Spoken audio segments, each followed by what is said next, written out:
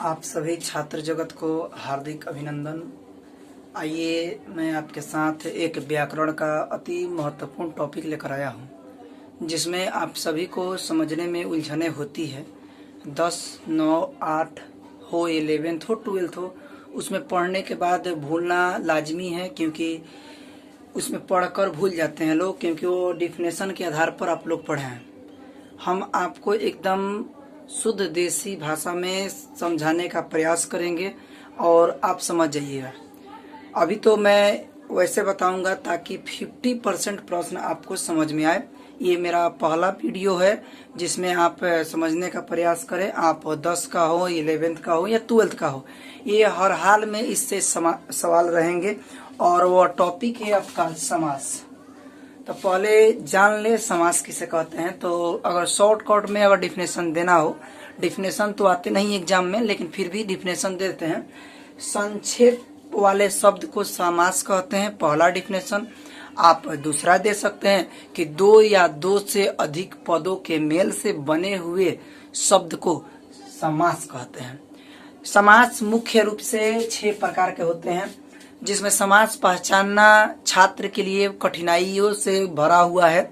और सवाल इंटर की बात हो तो 4 अंक और 10 का बात हो तो 6 अंक निर्धारित कर देते हैं। और इस साल ज्यादा प्रश्न व्याकरण से उठने का चांस है हर सब्जेक्ट में, 10 हो, 11th हो, चाहे 12th हो, जो एग्जाम पढ़े। तो इसमें समास से सवाल अधिक रहेंगे, लिंग हो, समास हो। तो मेरा पहला वीडियो है, अगर आपको समझ में आएगा तो हम पुनः दूसरा वीडियो समझाकर आपको भेजेंगे। आइए, समास के 3 प्रकार को हमने लिखा है। पहले मैं अपने बारे में बता दूं, मेरा नाम कमरुद्दीन अंसारी पड़ेगा, शॉर्टकट में केडी सर पड़ेगा। केडी सर के नाम से मैं परिचित हूं और मैं 3 वर्षों से इंटरमीडिएट का तैयारी करा रहा हूं। आइए समास को आपको समझा दें। समास 6 होते हैं, जिसमें 3 हमने लिखा है। पहला है द्विगु समास, दूसरा है द्वंद्व समास, तीसरा है बहुब्रीहि समास। इन तीनों समास को आप कैसे समझिएगा, आसानी से अगर समास को समझना है तो देखें, आप खुद देखें, एकदम ध्यान से मत देखो कि क्या लिखा हुआ।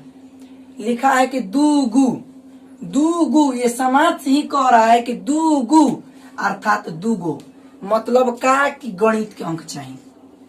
कई के अंक चाहिए? गणित के। अगर ऐसा कोई भी समास वाला शब्द हो, संसार का कोई भी शब्द हो और आपको अंक दिखाई दे दे, मतलब देखा कहता है कि हमारा दुगु, हमारा अंक चाहिए, तो भाई क्या अंक दो, अर्थात अंक चाहिए। देखिए, चौराहा अर्थात 4 अंक हुआ, दुगु समास हो जाएगा। दुपट्टा, 2 पट्टा यानी 2 भाग अर्थात 2। नवरात्रि अर्थात 9 अर्थात गणित का अंक है। पंचवटी अर्थात 5 अर्थात एक गणित का अंक जिस शब्द में दिखाई दे दे वह दुगु समास होगा, केवल एक शब्द को छोड़कर, वह दशानन को छोड़कर। ये दुगु समास नहीं होता है। ये समझ में आ गया होगा। चौराहा 4, दुपट्टा 2, नवरात्रि 9 अर्थात समास कह रहा है कि इसमें संख्यावाची हो। इसका डिफिनेशन देते हैं लोग कि वैसा समास जिसमें पहला पद संख्यावाची होता है उसे दुगु समास कहते हैं, लेकिन उतना आप मत पढ़े, आप डायरेक्ट दुगु समास अंक व्यतीत करें। अंक ये कहीं रहा है कि अंक दुगु अर्थात गणित के अंक हमारा चाहिए। जवना शब्द में गणित के अंक आपको दिखाई दे दे, आप एकदम बेहिचक मारिएगा, वो दुगु समास होगा।